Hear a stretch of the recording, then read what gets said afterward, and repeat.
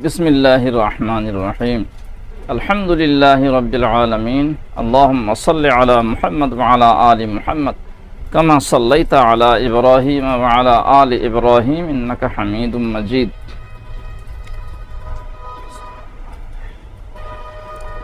یہ اللہ جل جلالہ نے انسان کو خلیفہ بنایا اور نصرت کا وعدہ فرمایا، مگر اللہ کے حکم کی حفاظت کرنے سے تب اللہ کی حفاظت آئے گی۔ یہ قاعدہ کلیہ ہے ہر زمانے کے لیے، ہر امت کے لیے، ہر قوم کے لیے، جس کو اللہ نے قرآن میں یہ فرمایا اوفو بعہدی اوفی بعہدکم، میرا وعدہ پورا کرو تو میں تمہارا وعدہ پورا کروں گا۔ ان تنصر اللہ ینصرکم بھی اسی قبیل میں سے ہے، وَإِنْ عُدْتُمْ عُدْنَا اسی قبیل میں سے ہے۔ حدیث میں جو ہے احفظ اللہ یحفظ کا، تم اللہ کے حکم کی حفاظت کرو تو اللہ تمہاری حفاظت فرمائیں گے، اسی قبیل کی حدیث ہے۔ یہ قاعدہ کلیہ ہے کہ ہم اللہ کے حکم کی حفاظت کریں گے تو اللہ ہماری حفاظت فرمائیں گے، اس کو یاد رکھنا۔ اس بات کو سمجھانے کے لیے اللہ جل جلالہ نے قرآن نازل فرمایا، اور قرآن کو سمجھانے کے لیے، قرآن کی تشریح اور تفسیر کے لیے پھر حدیث دی رسول اللہ صلی اللہ علیہ وسلم کی زبان مبارک سے، اور ان کے عمل کے ذریعے سے جو سنت نکلی وہ قرآن کی تفسیر ہے۔ بنی اسرائیل سے بھی وہی کہا گیا تھا کہ تم کو مزے کی چیزیں چاہیے، مزے کی چیزیں، مزے کی غذا چاہیے تو اس شہر میں جاؤ اور وہاں پر داخل ہو جاؤ، اور توبہ استغفار کرتے ہوئے داخل ہونا، اور جھکتے ہوئے تواضع کے ساتھ داخل ہونا۔ ظاہر میں تواضع بھی رہے، وادخلوا الباب سجدا، ظاہری تواضع، باطنی تواضع بھی چاہیے، توبہ استغفار کے ساتھ ہو۔ وقولوا حطۃ، توبہ توبہ، ہر شریعت میں توبہ استغفار کے الفاظ ہوتے ہیں، یہ ان کی شریعت کا یہ لفظ ہوگا حطہ۔ اعوذ باللہ من الشیطان الرجیم وَإِذْ قُلْنَا ادْخُلُوا هَذِهِ الْقَرْيَةَ فَكُلُوا مِنْهَا حَيْثُ شِئْتُمْ رَغَدًا وَادْخُلُوا الْبَابَ سُجَّدًا وَقُولُوا حِطَّةٌ۔ یہ شرطیں ہیں۔ جزا کیا ہے؟ نغفر لکم خطایاکم۔ جب ہم نے بنی اسرائیل سے کہا اس شہر میں داخل ہو جاؤ، تم کہہ رہے ہو کہ منا اور سلوا روزانہ کھاتے کھاتے ہم تنگ آ گئے ہیں، اب روٹی، دال اور پیاز وغیرہ سے بنایا ہوا سالن یہ سب چاہیے، ٹھیک ہے۔ فَكُلُوا مِنْهَا حَيْثُ شِئْتُمْ رَغَدًا، اس شہر میں جا کر کے جہاں سے چاہو سیر ہو کر کے کھاؤ۔ جب ہم نے حکم دیا کہ اس آبادی میں داخل ہو جاؤ، پھر اس آبادی کی چیزیں بے تکلفی سے کھاؤ جہاں تم رغبت کرتے ہو۔ وَادْخُلُوا الْبَابَ سُجَّدًا، اور گیٹ سے جھکے جھکے داخل ہونا۔ وَقُولُوا حِطَّةٌ، اور زبان سے کہتے جاؤ توبہ توبہ۔ نغفر لکم خطایاکم، ایسا کرنے سے تمہاری خطائیں معاف کر دیں گے۔ وَسَنَزِيدُ الْمُحْسِنِينَ، دل سے نیک کام کرنے والوں کو اور بھی مزید دیں گے۔ دل سے نیک کام کرنا پڑے گا، مجبوری میں نہیں۔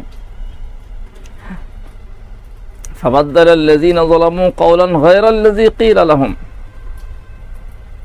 ان کو جو بات کہنے کا حکم دیا گیا تھا اس کو ظالموں نے بدل ڈالا۔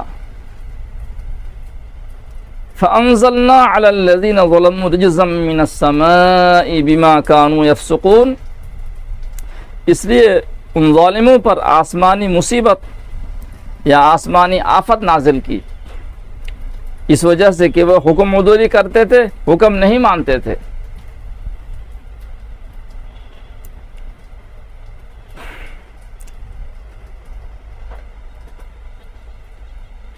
یہ قصہ مفصل آ رہا ہے، پھر قرآن مجید میں مستقل قرآن مجید میں آ رہا ہے، جہاں پر انہوں نے گستاخی اور بے ادبی کے ساتھ کہا تھا کہ موسیٰ آپ جائیے اپنے رب کو لے کر کے، عمالقہ نامی زبردست قوم سے قتال کرنے کی طاقت ہمارے اندر نہیں ہے۔ اس بے ادبی اور گستاخی کی وجہ سے اللہ جل جلالہ نے سینا کے علاقے میں 10 مربع کلومیٹر میدان تیہ میں اللہ نے ان کو نظر بند کر دیا، وہاں پر پانی کی ضرورت پڑی، انہوں نے درخواست کی موسیٰ علیہ السلام سے، موسیٰ علیہ السلام نے اللہ سے دعا کی، اللہ نے جواب دیا کہ فلاں پتھر پر عصا ماریے۔ وَإِذِ اسْتَسْقَىٰ مُوسَىٰ لِقَوْمِهِ فَقُلْنَا اضْرِب بِّعَصَاكَ الْحَجَرَ۔ وہ زمانہ یاد کرو جب موسیٰ نے اپنی قوم کے لیے پانی کی دعا مانگی، اس پر ہم نے حکم دیا کہ اپنی لاٹھی فلاں پتھر پر مارو۔ فَانْفَجَرَتْ مِنْهُ اثْنَتَا عَشْرَةَ عَيْنًا، فوراً اس سے 12 چشمے پھوٹ نکلے، 12 چشمے پھوٹ پڑے۔ قَدْ عَلِمَ كُلُّ أُنَاسٍ مَّشْرَبَهُمْ، ہر شخص نے اپنے پینے کی جگہ کو معلوم کر لیا۔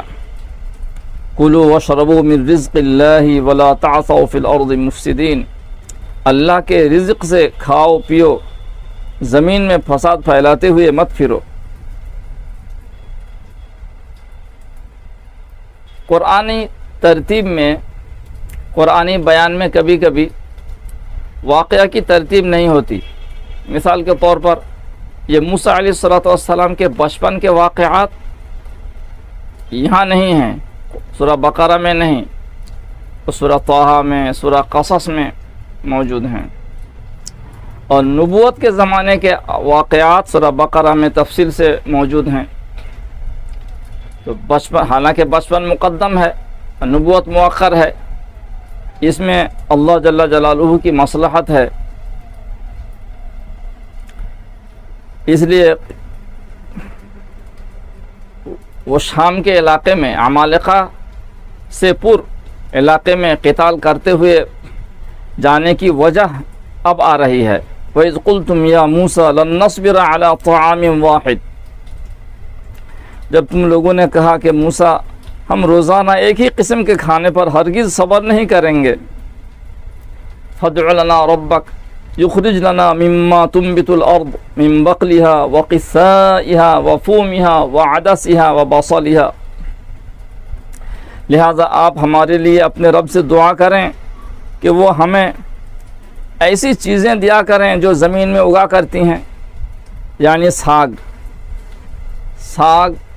ترکاری، سبزی جیسی چیزوں کو بقل بولتے ہیں، جمع بقول، ککڑی، گیہوں، مسور اور پیاز۔ قَالَ تَسْتَبْدِلُونَ الَّذِي هُوَ أَدْنَىٰ بِالَّذِي هُوَ خَيْرٌ، موسیٰ علیہ السلام نے فرمایا کہ کیا تم اعلیٰ کے بدلے ادنا لینا چاہتے ہو؟ اہبطوا مصرا فإن لكم ما سألتم، کسی شہر میں جا کر اترو، وہاں تم کو وہ چیزیں ملیں گی جو تم نے مانگی۔ وضربت علیہم الذلۃ والمسکنہ، ان پر ذلت اور پستی جم گئی، ذلت اور پستی کا چھاپ مارا گیا، ذلت اور پستی کی مہر مار دی گئی۔ یہ بنی اسرائیل جہاں بھی ہوں گے قیامت تک ان پر ذلت اور پستی کی مہر لگی ہوئی وہ ملیں گے۔ اسی حال میں ہمیشہ ہر جگہ پر ملیں گے کہ ان پر ذلت کی علامت ہوگی اور پستی کی علامت ہوگی۔ دیکھیے نا، پوری دنیا میں پانی جیسی چیز مفت میں انسان کو پلانا چاہیے، پانی کا کاروبار سب سے پہلے یہود نے شروع کیا ہے۔ ہمارے یہاں بسلری کمپنی یہ یہودی کمپنی ہے، پانی آدمی کو مفت میں پلانا چاہیے، پانی کا کاروبار شروع کیا ہمارے ملک میں یہود نے، معلوم ہونا چاہیے ہم لوگوں کو۔ پھر ہم لوگوں کو بھی شوق ہوا کہ ان کے پیچھے پیچھے چلیں اور پانی کا کاروبار کریں۔ پانی تو مفت میں پلانا چاہیے آدمیوں کو، بلکہ جانوروں کو بھی پانی پلانا چاہیے۔ کتے کو پانی پلا کر کے خراب عورت جنت جانے کے قابل بن گئی، اور یہ مہذب انسان، موجودہ دور کا انسان پانی میں تجارت کر رہا ہے۔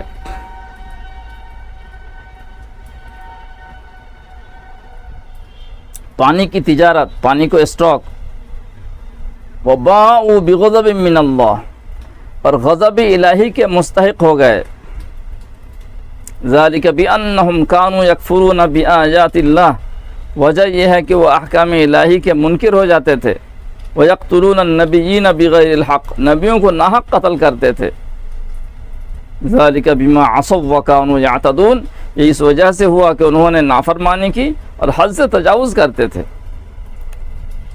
یہ ہم لوگوں کو اللہ جل جلالہ سنا رہے ہیں تاکہ ہم ایسی غلطیاں نہ کریں. اللہ جل جلالہ ہمیں سمجھا رہے ہیں کہ ان بنی اسرائیل کی طرح غلطی ہم نہ کریں، بلکہ اللہ جل جلالہ کی رحمت کے مستحق بنیں، غضب کے مستحق نہ بنیں. اور اوفوا بعہدی اوفی بعہدکم ان تنصروا اللہ ینصرکم، اس کو یاد رکھیں. وما علینا الا البلاغ.